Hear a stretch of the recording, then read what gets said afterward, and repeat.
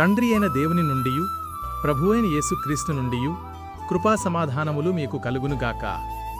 ఈరోజు దేవుడు తన పరిశుద్ధ గ్రంథములో నుండి మనకు అనుగ్రహించిన నేటి దేవుని వాగ్దానము యోబు 22వ అధ్యాయము 21వ వచనం. ఆయనతో అనగా యేసుతో నీవు సహవాసము చేసిన ఎడల నీకు మేలు కలుగును అని దేవుడు మనతో మాట్లాడుతున్నాడు. నా ప్రియ క్రైస్తవ సహోదరి సహోదరులారా, దేవుడు సర్వము తెలిసినవాడు గనుక ఆయనతో సహవాసము చేస్తే మనకు జ్ఞానము పెరుగుతుంది.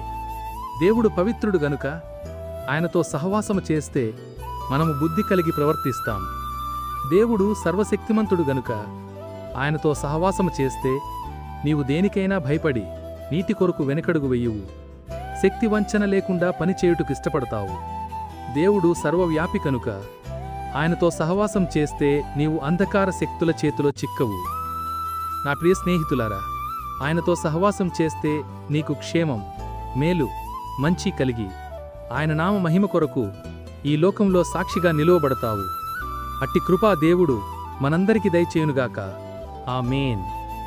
ప్రార్థన.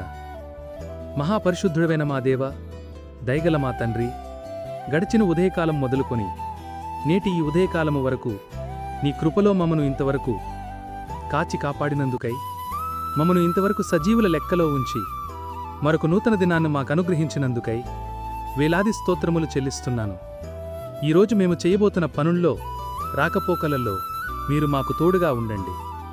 ఏ కీడును, ఏ ఆపదలు మా దరి చేరకుండా మీరెక్కల నీడలో మమ్మను భద్రపరచుమని ప్రార్థిస్తున్నాను. ఎవరైతే గుండె సంబంధిత వ్యాధులు, బీపీ, షుగర్, కిడ్నీ, థైరాయిడ్ మరియు ఇతర సమస్త వ్యాధి బాధ బలహీనతలతో బాధపడుతున్నారో వారందరినీ మీ గాయపడిన హస్తముతో ముట్టి సంపూర్ణ స్వస్థత అనుగ్రహించమని ప్రార్థిస్తున్నాను. వారి వారి కుటుంబాల్లో కావలసిన క్షేమాభివృద్ధిని, సమృద్ధిని దయచేయమని, అనునిత్యము నిన్ను స్తుతించి ఘనపరిచే భాగ్యాన్ని ప్రతి ఒక్క బిడ్డకు దయచేయమని ప్రార్థిస్తూ, సమస్త కీర్తి, ఘనత, మహిమలు మీకు మాత్రమే చెల్లిస్తూ నజరేయుడైన యేసయ్య నామములో ప్రార్థించి వేడుకొనుచున్నాను మా ప్రియ పరలోక పరమతండ్రి. ఆమెన్.